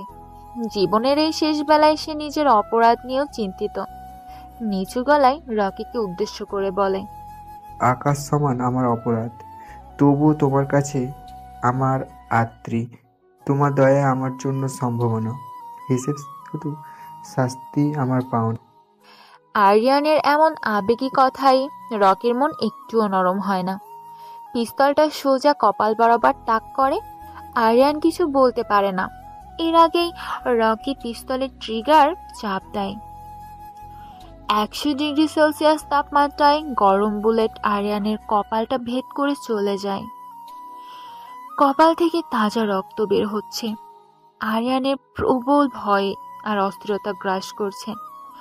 মৃত্যুকে এত কাছ থেকে দেখে আরিয়ানের এমন অবস্থা দেখে রকি হি হি করে হেসে বলে ওঠে, মরণের কষ্ট কেমন লাগে আরিয়ান? দেখ কত নিষ্পাপ মানুষ খুন করেছিস তুই। আরিয়ানের শ্বাস ভারী হয়ে এসেছে। মুখটা হা করে কি যেন বলতে চাচ্ছে সে। সবার আগ্রহ তার দিকে। আওয়াজ থেমে গেছে, মুখ বন্ধ হয়ে এলো। আরিয়ানের বিশ্বকাঁপানো একটা ডাক তুলে ঢলে পড়ল চেয়ারের সাথে। তার প্রাণ পাখি তখন আকাশের পথে। রকি চেয়ার থেকে উঠে দাঁড়ায়। হাতের সিগারেটটা শেষ হয়ে গেছে। সেটা মাটিতে ফেলে রুমে শাটারের দিকে যেতে থাকে। তখনই পিছন থেকে সোহেল বলে, বস, শালাকে কোথায় ফেলে দেব? ঢাকা বিশ্ববিদ্যালয়ের মেইন গেটের সামনে, আর পাশে MK আর কঙ্কালের ট্যাটু আঁকতে ভুলবি না। রকি সেখানে আর দাঁড়ায় না, বাইরে চলে আসে। বৃষ্টিটা এখন কমে গেছে, তাই সে নিজের হেঁটে গাড়িতে যেয়ে উঠে রাতের আধারে মিলিয়ে যায়। আজ সকালে ঢাকা বিশ্ববিদ্যালয়ে মেন গেটের সামনে থেকে ঢাকার সবচেয়ে ধনী এবং ক্ষমতাশালী রাজনৈতিক নেতা আরিয়ান আহমেদের মৃতদেহ পাওয়া গেছে। 2 দিনে 2টা ক্ষমতাশীল ব্যক্তির মৃতদেহ পাওয়া গেছে। এটা নিয়ে শহরে বিশৃঙ্খলা সৃষ্টি হচ্ছে। পুলিশের ধারণা বাংলাদেশের মাফিয়া কিং মিস্টার কিং এই খুন দুটো করেছে। পুলিশ এখনো তদন্ত করে কোনো ক্লু বের করতে পারছে না। এতক্ষণ আমাদের সাথে থাকার জন্য ধন্যবাদ। আবির আর রকি ছোট একটা চা স্টলে বসে চা খাচ্ছিল। তখনই টেলিভিশনে সাংবাদিক কথাটা বলছে। এই কথাটা শুনে আবির রকিকে উদ্দেশ্য করে বলে, দেশে যে কি হচ্ছে বুঝতে পারছি না, একের পর এক খুন হয়ে যাচ্ছে। পুলিশ কি করে জানে? আবিরের কথা শুনে রকি মুচকি হেসে বলে, টেলিভিশনে দেখলি কি বলল? খুনগুলো কে করেছে? MK করেছে। তার সম্পর্কে মনে হয় তোর কোনো ধারণা নেই। সারা বাংলাদেশের সবচেয়ে ভয়ঙ্কর মাফিয়া কিং। ছোট বাচ্চা না ঘুমালে মায়ের MK নাম বললে বাচ্চারা ভয়ে ঘুমিয়ে পড়ে। MP, মন্ত্রী, মেয়র যা আছে সব তার আন্ডারে। তুই MK সম্পর্কে এত কিছু কি হয়ে জানিস? তুই কি কখনো তাকে দেখেছিস?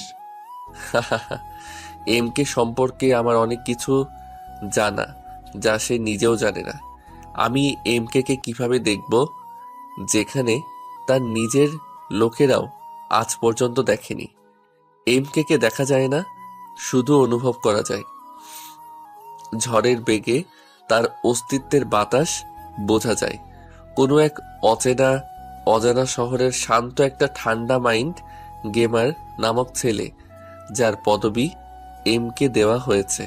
সে যেই শহরে পা রাখে ওই শহরটা ওর হয়ে যায়। শত্রুর মনে ভয়ানক কম্পন সৃষ্টি করে।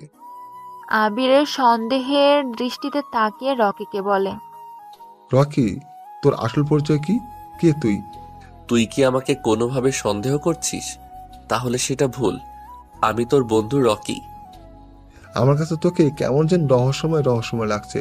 তুই MK সম্পর্কে এত কিছু জানিস। আমার মনে হয় না কোনো পুলিশ প্রশাসন এত কিছু জানে না। তাই তোকে একটু সন্দেহ করছি, এই আর কি। আমাকে আবার কি রকম রহস্যময় লাগে?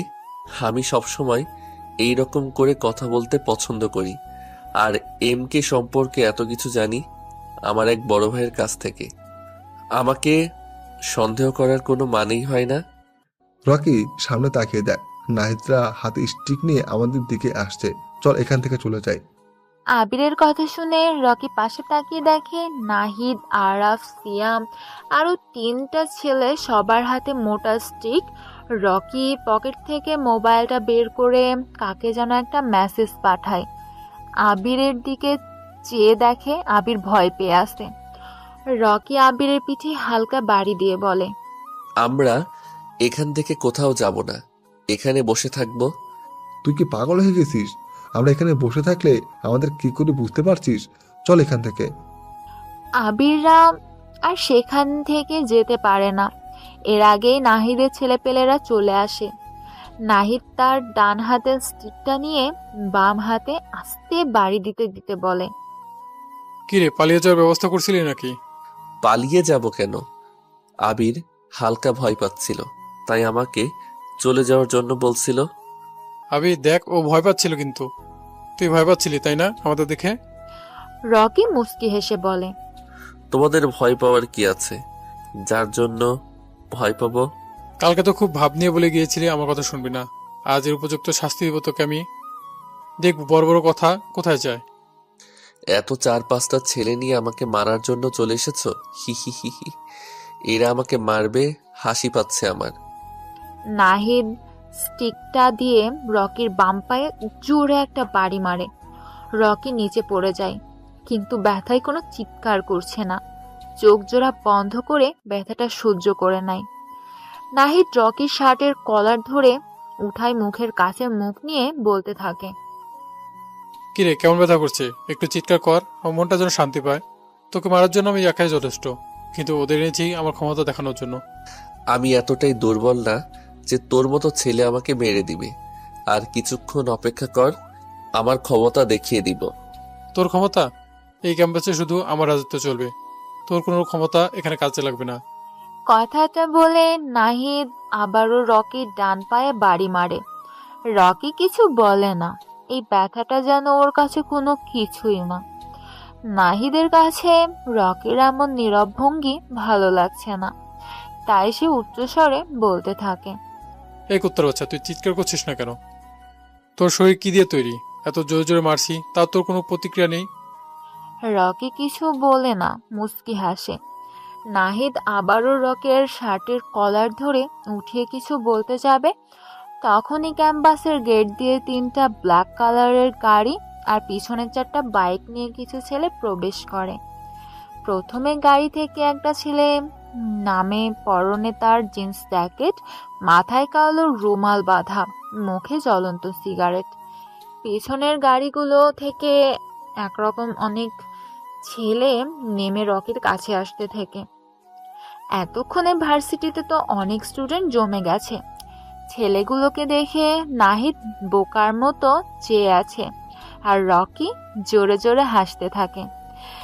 প্রথম গাড়ি থেকে নামা আরাফাত নামের ছেলেটা এসে পকেট থেকে একটা সিগারেট বের করে, তার থেকে একটা সিগারেট রকির ঠোঁটে দেয়, লাইটার দিয়ে সিগারেটের আগুন লাগায়। রকি সিগারেটটা টানতে থাকে। আম গাছের নিচে পাকা মিনারের উপর আরাম করে বসে। সবাই অবাক হচ্ছে আবির, কারণ রকির এমন অ্যাটিটিউড দেখে। আশেপাশে থাকা কম বেশি সকল স্টুডেন্ট শক খায় রকির এমন অ্যাটিটিউড দেখে। রকি তার ডান হাতটা আরাফাতের সামনে ধরে। আরাফাত পিছন থেকে একটা .38 পিস্তল বের করে রকির হাতে দেয়, আর সিগারেট টানতে টানতে নাহিদকে উদ্দেশ্য করে বলে, কিরে নাহিদ, অবাক হয়েছিস মনে হয় হঠাৎ করে আমার এমন অ্যাটিটিউড দেখে? আমি চাইনি আজই এই শহরে আমার আসল পরিচয় প্রকাশ পাক, কিন্তু ভাগ্য বলে যে কিছু একটা আছে, সেসব কিছু আজই শেষ করে দিতে চাই। তুই তোর বাবার ক্ষমতা দেখিয়ে মানুষকে ভয় দেখাস, কিন্তু আমি আমার ক্ষমতা নিজে তৈরি করে দেখাই, তাও আবার মানুষের ভালোর জন্য। খারাপ, ধনী আর অহংকার দুটোকে আমি সবচেয়ে বেশি অপছন্দ করি। নিজে খারাপ, কিন্তু যে খারাপ কাজ করে তাকে আমার পছন্দ না। আমি কে তুই হয়তো চিনিস না, MK নাম শুনেছিস কখনো? আমি সেই mafia king, godfather in Bangladesh. রকির কথা শুনে নাহিদ ভয় পেয়ে যায়, আর যে রকির পা জড়িয়ে ধরে বলে, ভাই আমি আপনাকে চিনতে পারিনি, আমার ভুল হয়ে গিয়েছে, প্লিজ আমাকে ক্ষমা করে দিন। রকি তার জ্বলন্ত সিগারেটটা নাহিদের ডান হাতে চেপে ধরে। নাহিদ ভয়ে ও ব্যথায় জোরে চিৎকার দিয়ে ওঠে। এটা দেখে রকির ঠোঁটের কোণে হাসির ঝলক রেখা বলতে থাকে, কিরে কেমন লাগে? জ্বলন্ত আগুনের ছ্যাঁকা, আমাকে মারা এত সহজ না। আমি তোকে আজ মারবো না, কারণ মশা মেরে হাত কালো করার কোনো প্রশ্নই আসে না। 2টা স্টিক আর 5-6টা ছেলে নিয়ে বখাটেদের মতো মাস্তানি করা যায়, কিন্তু মাফিয়া কিং হওয়া যায় না। মাফিয়া কিং হতে হলে বখাটে নয়, মাইন্ড গেম খেলতে হবে। মাফিয়া জগৎটাই এমন হয়, মরো নয়তো শত্রুকে মারো। এখানে যে যত বেশি ভালো করে মাইন্ড গেম খেলতে পারবে, সে ততক্ষণ বেঁচে থাকতে পারবে। নাহিদ, তুই আমাকে চিনবি কিভাবে? আমি তো কখনো নিজের আসল পরিচয় নিয়ে মানুষের সামনে আসি না। তোকে আজ মাফ করে দিব, তবে তুই গরিবদের দেখতে পারিস না, এই জন্য ছোট একটা শাস্তির ব্যবস্থা আছে। ভাই আমি আপনার সম্পর্কে প্রকাশিত নোবেল থেকে জেনেছি, আপনি অনেক ভয়ানক। আপনার চোখের ইশারায় মানুষের গলা পড়ে যায়। প্লিজ ভাই আমাকে প্রাণে মারবেন না, আমি আপনার সব শাস্তি মানতে রাজি আছি। রকির হাতটা সামনের দিকে বাড়ায়। একটা ছেলে রকির হাতে স্টিকটা দেয়। রকি স্টিকটা হাতে নিয়ে নিচে পড়ে থাকা নাহিদের ডান পায়ে একটা জোরে বাড়ি মারে। নাহিদ জোরে চিৎকার করে, কিন্তু নাহিদকে বাঁচাতে কেউ সামনে আসে না। রকি হাসতে হাসতে বলে, কিরে, স্টিকের বাড়ি কেমন লাগে? ভাই আমাকে মারবেন না, আমার অনেক বড় ভুল হয়ে গেছে। আমার দ্বারা এমন ভুল আর কখনো হবে না। আমাকে ছেড়ে দিন প্লিজ, আমি কারোর সাথে এমন আর করবো না। রকি নাহিদকে আর কিছু না বলে আবিরের কাছে যেয়ে বলে। আবির, তুই এমন ভয় পেয়ে আছিস কেন? আবির ভয়কাতর চেহারা নিয়ে করুণ কণ্ঠে বলে, ভাই, আমি আপনাকে চিনতে পারিনি। আপনার সাথে না বুঝে কত কিছু বলে ফেলেছি, আমাকে মাফ করুন প্লিজ। আবির, তুই আমার বন্ধু। ভার্সিটিতে এসে প্রথম তোর সাথেই বন্ধুত্ব করেছি। তোর মধ্যে ভালো গুণ রয়েছে যা ভার্সিটির কারো মধ্যে নেই। আমার আসল পরিচয়টা আরো আগেই তোকে বলতাম, কিন্তু কোনো এক অজানা কারণে সেটা আর বলা হয়নি। আজ আমাকে যেতে হবে, তোর সাথে আবার দেখা হবে। রকি কথাটা বলে ব্ল্যাক কালারের গাড়িতে যেয়ে বসে। ক্যাম্পাসের কম বেশি সবারই রকির প্রতি ভয় সৃষ্টি হয়েছে। রকি গাড়িটা স্টার্ট দেয়, মোবাইলে একটা কল আসে। মোবাইলের স্ক্রিনে স্পষ্ট বোঝা যাচ্ছে সাদ্দাম।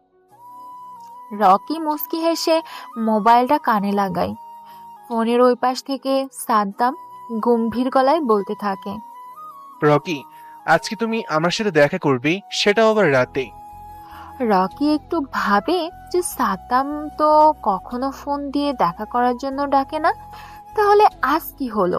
রকি সাদ্দামকে জিজ্ঞাসা করে, সাদ্দাম ভাই, আপনি তো কখনো ফোন দিয়ে দেখা করার জন্য আমাকে ডাকেন না, তাহলে আজ হঠাৎ এমন করে নিয়ম ভাঙার কারণ কি? ফোনের ওই পাশ থেকে সাদ্দাম হাসতে হাসতে বলে, রকি, আজ তোমার জীবনে গুরুত্বপূর্ণ একটা দিন। আজ আমাদের দেখা করাটা বেশি জরুরি, তাই ফোন দিয়ে ডাকলাম তোমাকে। রকি হালকা অবাক হয়, কারণ সাদ্দাম আজ রহস্যময় কথা বলছে যা রকির নিজেও ব্যাখ্যা করতে পারছে না। তাই সে জিজ্ঞেস করে, সাদ্দাম ভাই, আজ আপনি এমন রহস্যময় কথা বলছেন কেন? জীবনের গুরুত্বপূর্ণ দিন মানে বুঝতে পারছি না। সব সময় দেখে আসছি তুমি রহস্যময় কথা বলো, যার ব্যাখ্যা আমি নিজেও করতে পারি না। আজ না হয় আমি রহস্যময় কথা বললাম, তুমি তার ব্যাখ্যা বের করে চলে আসো। কোথায় দেখা করতে হবে? সেই আগের জায়গায়, যেখানে থাকবে না কোনো তৃতীয় ব্যক্তির আগমন। কথা হবে তোমার আর আমার। চলে আসো, তোমার জন্য সারপ্রাইজ আছে যা তুমি কখনো কল্পনাও করতে পারবে না। রকি কিছু বলতে যাবে, এর আগেই সাদ্দাম ওই পাশ থেকে ফোনটা কেটে দেয়। রকি বুঝতে পারছে না আজ তার সাথে কি হতে চলেছে, তাই সে গাড়ির স্টিয়ারিং এর দিকে মন দেয়। সময়টা রাত 11:30। রকি তার ব্ল্যাক কালারের R1 5.V3টা নিয়ে সাদ্দামের দেওয়া জায়গায় যাচ্ছে। শহর থেকে খানিকটা দূরে জায়গাটা। রাস্তার অবস্থা বেশি একটা ভালো না। রকির বাইকের আলোয় স্পষ্ট বোঝা যাচ্ছে কিছু গাড়ি এখান থেকে গিয়েছে। গাড়ির চাকার ছাপ এখনো স্পষ্ট বোঝা যাচ্ছে। রকি দেখতে পারছে কিছু দূরে কয়েকটা গাড়ি দাঁড়িয়ে আছে। একটা গাড়ির লাইট জ্বলে আছে, যার কারণে সামনের জায়গাটা বোঝা যাচ্ছে। রকির বাইকটা এসে থামে।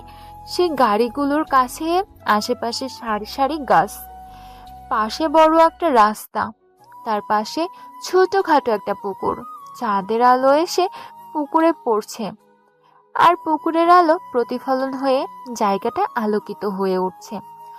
রকি পরিবেশের অবস্থাটা দেখে সামনের চেয়ারে বসে থাকা সাদ্দামের দিকে যায়। সাদ্দাম একটা চেয়ারে বসে আছে, সামনে একটা ছোট্ট টেবিল, আর ওই পাশে আরেকটা চেয়ার। রকি যে খালি চেয়ারের পায়ের উপর পা তুলে আরাম করে বসে। কারো মুখে কোনো কথা নেই, দুজনের মধ্যে নীরবতা বিরাজ করছে। নীরবতা ভেঙে প্রথমে রকি বলে, সাদ্দাম ভাই, এখানে ডাকার কি কারণ?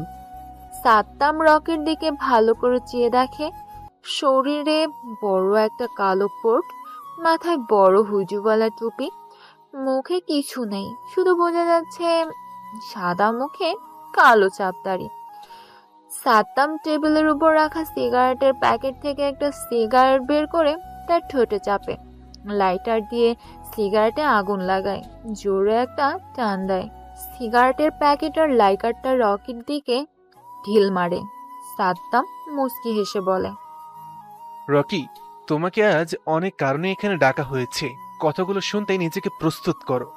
রকি তার সামনে থেকে সিগারেটের প্যাকেট থেকে একটা সিগারেট বের করে জ্বালায়।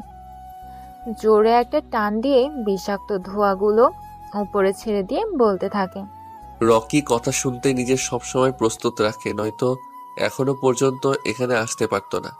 আপনি বলতে পারেন কি বলতে চান, আমি শুনতে প্রস্তুত। রকি, তোমার নাক দিয়ে সিগারেটের ধোঁয়া ছাড়ার অভ্যাসটা আর গেল না। আচ্ছা, তুমি আমাকে এটা বলো যে আমার এমপি নির্বাচন করার কি ব্যবস্থা করলে? রকি আবারও নাক দিয়ে ধোঁয়া ছাড়তে ছাড়তে বলে, আমি এখন যেই কথাটা বলবো আপনিও নিজেকে প্রস্তুত করে নেন কথাটা শোনার জন্য। রকি, তোমার সাথে থাকতে থাকতেই তোমার মতন হয়ে গিয়েছি। তুমি বলো। সাদ্দাম ভাই, আপনি এমপি নির্বাচন করতে পারবেন না। কথাটা শুনে সাদ্দাম জোরে জোরে হাসতে থাকে আর বলে, আমি জানতাম তুমি এমনই কিছু একটা বলবে। রকি ভ্রু কুঁচকে বলে, আমি এমন কিছু বলবো এটা আপনি জানতেন কি করে? নিজের বাবাকে কেউ নিজের হাতে মারতে পারে এমন সৎসাহস তো কারোই নেই। ঠিক বললাম তো আমি? রকি অবাক হয়ে যায় সাদ্দামের মুখে এমন কথা শুনে। রকি ভাবতে থাকে কিভাবে এটা সম্ভব, তাই সে প্রশ্ন করে ফেলে, সাদ্দাম ভাই, আপনি এগুলো কি বলছেন? রফিক চৌধুরী আমার বাবা হতে যাবে কেন? উনি ভালো মানুষ আর গরিব দুঃখীদের পাশে থাকে, ভালো রাজনীতি করে, তাই তাকে আমি তার সম্মানিত চেয়ার থেকে উঠাতে পারবো না। রকি, তোমার কি ছোটবেলার কথা মনে পড়ে? কোথায় ছিলে? ছোট্ট একটা বসত বাড়িতে থাকতে তুমি, তোমার অসুস্থ মাকে নিয়ে। আর আজ আমি তোমাকে কোথায় নিয়ে এসেছি। চাইলে কিন্তু আমি মাফিয়া কিং হতে পারতাম, আমি তা করিনি। ছোট সেই টোকাই ছেলেটাকে রাস্তা থেকে তুলে এনে বানিয়ে দিলাম মাফিয়া কিং। আর সে আমার হয়ে কাজ করবে না, আমার কথা শুনছে না, তাহলে এতে আমার কি লাভ? দেখেন সাদ্দাম ভাই, আপনার উপকারের কথা আমার মনে আছে, কিন্তু একজন ভালো মানুষকে আমি মারতে পারবো না। এখন যদি এটা করে আমি আপনার কথা অমান্য করি, তাহলে এতে আমার কিছু করার নেই। রকির কথা শুনে সাদ্দাম রেগে বলে, রকি, তোর বাবার কথা কি মনে আছে? ঢাকার টপ ধনী ছিল তোর বাবা, আমার কাছের বন্ধু ছিল তোর বাবা। শুনবি কি হয়েছিল তোর বাবা মায়ের সাথে? রকি যেন বিশ্বাসই করতে পারছে না সাদ্দাম ভাইয়ের কাছে বন্ধু তার বাবা। রকি যেন বিশ্বাসই করতে পারছে না সাদ্দাম ভাইয়ের কাছের বন্ধু বাবা। তবে বুঝ হওয়ার পর রকি কখনো দেখেনি তার বাবাকে। মায়ের কাছ থেকে শুনেছিল তার বাবা নাকি অনেক ধনী ছিল। রকির অনেক জানার আগ্রহ ছিল তার বাবার সম্পর্কে, কিন্তু তার হয়ে ওঠেনি। তার আগেই অল্প বয়সে রকির মা ক্যান্সারে আক্রান্ত হয়ে মারা যায়। শুরু হয়ে যায় রকি টোকাই জীবন। বসতির কিছু ছেলে সাথে মিলে বোতল টুকাই করত। রকি যখন 10 বছর বয়স তখন থেকেই সাদ্দামের সাথে পরিচয়। আজ মাফিয়া কিং হওয়ার পিছনে সাদ্দামেরই অবদান আছে। রকি একটু আগে আবেগময় হয়ে সাদ্দামকে উদ্দেশ্য করে বলে, সাদ্দাম ভাই, আমার অনেক জানার আগ্রহ ছিল কে আমার বাবা, কি আমার পরিচয়, কিন্তু এখনো তা জানা হলো না। আপনি এখন আমাকে সব বলবেন। সাদ্দাম মুচকি হেসে বলে, তোর বাবা ছিল এই শহরের টপ ধনীর মধ্যে একজন। আমাদের মধ্যে বন্ধুত্বপূর্ণ সম্পর্ক ছিল। ভার্সিটিতে থাকতেই আমি একটা মেয়েকে ভালোবাসতাম, কিন্তু সেই মেয়েকে আমি নিজের করে পাইনি, কারণ শুধুমাত্র একমাত্র তোর বাবা। আমি সেই মেয়েকে ভালোবাসতাম, তোর বাবা সেই মেয়েকে ভালোবাসতো। মেয়েটা ছিল গরিব, তাই মেয়েটাকে কেউ মেনে নেয়নি। বাধ্য হয়ে তারা দুজন পালিয়ে গিয়ে বিয়ে করে। কিছু বছর পর তুই পৃথিবীতে আসিস। তোর বাবা মার সম্পর্কটা ভালোবাসায় পরিপূর্ণ ছিল, যা আমার সহ্য হয় না। তাই একটা গেম খেলে তাদের সংসার ভেঙে দিই। তোর বাবা তোকে তোর মাকে বাড়ি থেকে বের করে দেয়। আমি গিয়েছিলাম তোর মায়ের কাছে, কিন্তু সে আমাকে ফিরিয়ে দেয়। তোর সম্পর্কে আমি সব জানতাম। চেয়েছিলাম তোকে একদিন মাফিয়া কিং বানাবো, আমার হয়ে কাজ করবি তুই। তোকে দিয়েই তোর বাবাকে মারতে চেয়েছিলাম আমি, কিন্তু তুই তাকে মারবি না, তাই আজকে তোকে এখানে ডাকা। রকি এতক্ষণ মন দিয়ে সাদ্দামের কথাগুলো শুনছিল। রকির হাতের সিগারেটটা পুড়ে প্রায় শেষ, তবুও রাগে সে জ্বলন্ত সিগারেটটা হাতে চেপে ধরে আছে। সামনে থেকে সিগারেট পকেট থেকে আর একটা সিগারেট বের করে টানতে থাকে। এভাবে বেশ গম্ভীর গলায় রকিকে বলে, আমার বাবার নাম কি, কি তার পরিচয়? বাবার সম্পর্কে জানার আগ্রহ অনেক। তোর বাবা হচ্ছে এই শহরের এমপি রফিক চৌধুরী, যাকে মারার জন্য তোকে বলেছিলাম। সাদ্দামের কথা শুনে রকি বসা থেকে উঠে দাঁড়ায়। পিছন থেকে একটা পিস্তল বের করে সাদ্দামের দিকে তাক করে। সাদ্দাম রকিকে কিছু বলে না। সাদ্দাম টেবিলের উপর হালকা ভর দিয়ে সিগারেটের প্যাকেট আর লাইটারটা নিয়ে পকেট থেকে একটা সিগারেট বের করে ঠোঁটে লাগায়। মুস্কি হাসে, কিন্তু কিছু বলে না। রকি অবাক হয়ে সাদ্দামের এমন নীরবতা দেখে। রকি শত্রুকে সামনে রেখে সময় নষ্ট করতে চায় না, তাই সে ট্রিগারে চাপ দিবে। এমন সময় কেউ পিছন থেকে শক্ত কিছু দিয়ে রকির মাথার পিছনে আঘাত করে। রকির হাত থেকে পিস্তলটা পড়ে যায়। ডান হাতটা মাথার পিছনে চলে যায়। মাথায় ফেটে রক্ত বের হচ্ছে। রকি নিচে পড়ে যায়।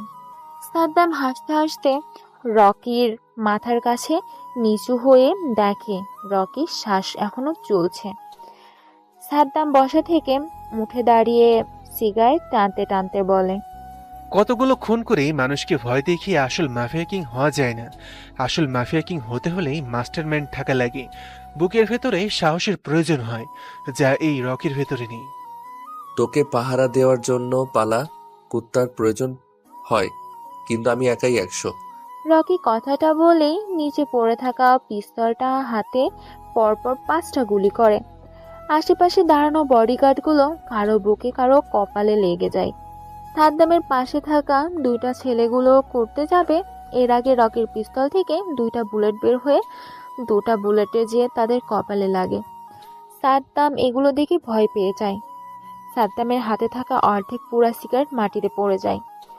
রকি এক লাফে নিচ থেকে উঠে চেয়ারটা টান দিয়ে পায়ের উপর পা তুলে বসে একটা সিগারেট জ্বালায়। সিগারেটের বিষাক্ত ধোঁয়াগুলো নাক দিয়ে ছাড়তে থাকে।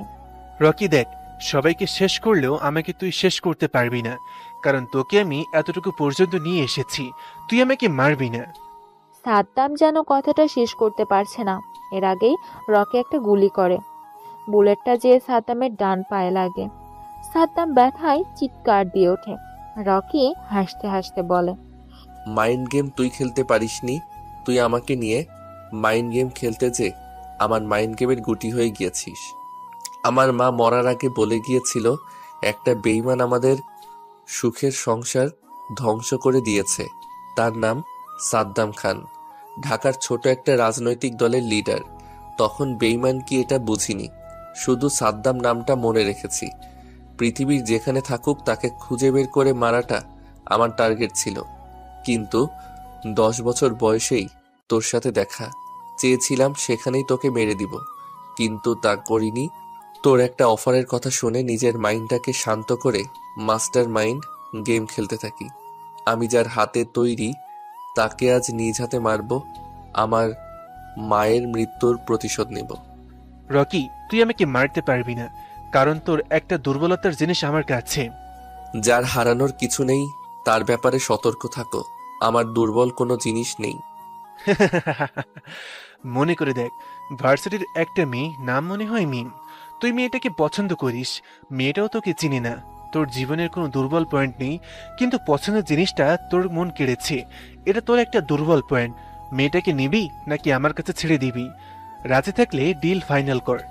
রকি মেয়েটার কথা চিন্তা করে সাদ্দামের দেওয়া অফারে রাজি হয়ে যায়। মিম কোথায় সেটা বলো, তারপর তোকে ছেড়ে দিব। সাদ্দাম নিচ থেকে কষ্ট করে উঠে মুচকি হেসে রকিকে বলে, প্রথম ব্ল্যাক কালারের গাড়ির ভেতর আছে। কথাটা বলার জন্য ধন্যবাদ, তবে রকি বেইমানি করতে একটু বেশি পছন্দ করে, তাই তোর দেওয়া অফারটা নিয়ে তোকে ক্রেডিট না দিয়ে বিদায় করে দিব। Good bye. কথাটা বলে রকি আর একটা গুলি করে। বুলেটটা যে সোজা সাদ্দামের কপাল বরাবর লাগে। সাদ্দাম নিচে পড়ে যায়। কপাল দিয়ে তার রক্ত পড়তে থাকে। পরিবেশটা যেন থমকে আছে। আশেপাশে ঝিঝি পোকার ডাক, হিমেল হাওয়া বয়ে যাচ্ছে। চাঁদের আলোয় রাতটা আরো বেশি মোহনীয় করে তুলছে। রকি ব্ল্যাক কালারের গাড়ির দরজাটা খুলে দেখে ভিতরে মুখ, হাত, পা বাঁধা অজ্ঞান অবস্থায় পড়ে আছে মিম। মিমকে পাজা কোলে নিয়ে রকি তার বাইকে বসায়। রকি বাইকটা স্টার্ট দেওয়া রওনা হয় অজানা এক গন্তব্যের উদ্দেশ্যে।